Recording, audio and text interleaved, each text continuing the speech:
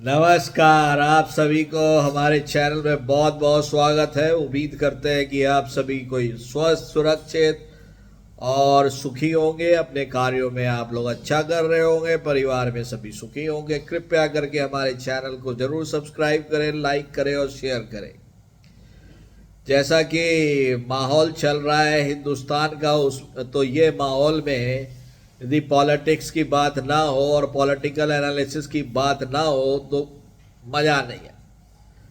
और ऊपर से मैं ये ना टीवी का पॉलिटिकल एनालिसिस में थोड़ा सा कम ही बिलीव करता हूँ। जो दिल में होता है मुंह में बोलता हूँ। यदि बुरा लगे तो सॉरी, अच्छा लगे तो वाह वाह वाह। आज अगेन मेरे लिए तो भाई ये है कि पॉलिटिक्स में मेरे लिए एक ही क्रांतिकारी नेता है, हमारे राहुल गांधी साहब। और वो जब भी मुंह खोलते हैं तो मेरे पास 5 टॉपिक 10 टॉपिक हो जाता है कि भैया ये आप क्या कह रहे हैं।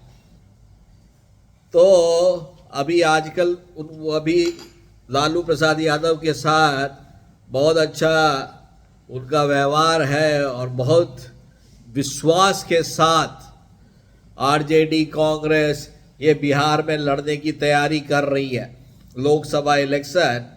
उसी में आरजेडी ने जन विश्वास रैली बुलाई। जिस जन विश्वास रैली में पूरा गांधी मैदान भरा हुआ था। खड़गे साहब गए, राहुल गांधी गए, अखिलेश यादव गए, तेज प्रताप सब कुछ थे। और उसके पहले राहुल गांधी अपना भारत जोड़ो न्याय यात्रा बस पूरा करने के कगार पर है और उस पर वो जीप में घूमते रहते हैं। लेकिन इधर देखा है, जब से नीतीश कुमार ने जातिगत जनगणना का रिजल्ट दिया है ना, उसके बाद से कांग्रेस उस जातिगत जनगणना और जातिगत इलेक्शन और जातिगत पॉलिटिक्स में घुस गई। आप कोई भी डिस्कशन देख लीजिए ये राहुल गांधी का, उसके बाद से उसमें वो सबसे पहले बोलते हैं कि ओबीसी को कितना मिला, शेड्यूल कास्ट शेड्यूल ट्राइब्स को कितना मिला, आपका मुस्लिम वर्ग को कितना मिला। वो इसी की लड़ाई लड़ रहे हैं। तो ये जो जन विश्वास रैली थी उसमें तो मुझे लगा कि शायद राहुल गांधी साहब को बेसिक पॉलिटिक्स में बेसिक इंफॉर्मेशन पे फाइट करने का मन कर रहा है। पहला, आपकी सरकार 50 साल से ज़्यादा थी तो आपने बेरोजगारी क्यों नहीं हटाई? आपने जातिगत जनगणना क्यों नहीं किया? आपने बेरोजगारी क्यों नहीं हटाई? आपने वो सद्भावना क्यों नहीं क्रिएट किया? आपने पॉवर्टी के ऊपर क्यों नहीं लाया? इस पे कोई जवाब नहीं है। भाई 50 साल में मैंने जो किया वो तो मैंने कुछ नहीं किया, ये तो पूरी दुनिया जानती है।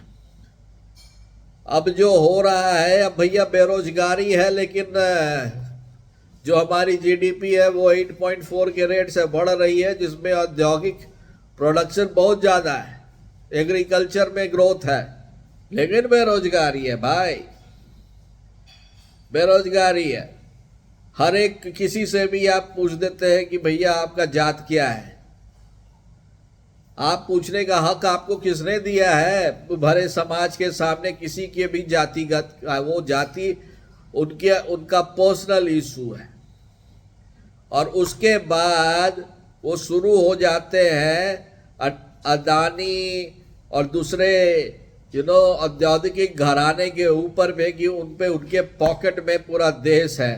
भाई जब कांग्रेस की सरकार थी तो किसी दूसरे के पॉकेट में था भाई। उस सरकार में भी यही सब घराने पर इन्वेस्टमेंट करते थे भाई।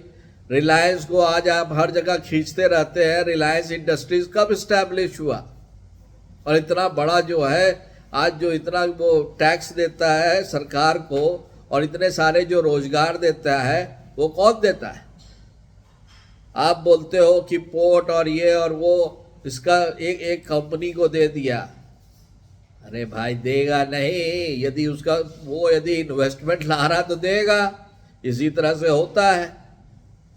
लेकिन सबसे बड़ी बात यह है कि अपने को धर्मनिरपेक्ष राजनीति का एक सदाचारी फॉलोअर बोलने वाली कांग्रेस पार्टी का जो डिफॉल्ट मुखिया है राहुल गांधी साहब, उनके पास जातिगत ध्रुवीकरण ओरिएंटेड राजनीति के अलावा कुछ बचा ही नहीं है।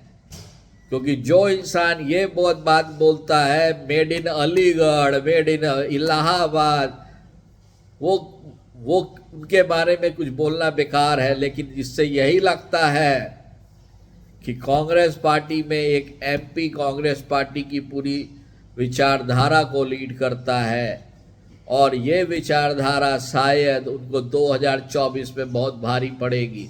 आपका इस पर क्या कहना है ज़रूर बताइए, और इस वीडियो को शेयर और लाइक ज़रूर करिए। धन्यवाद।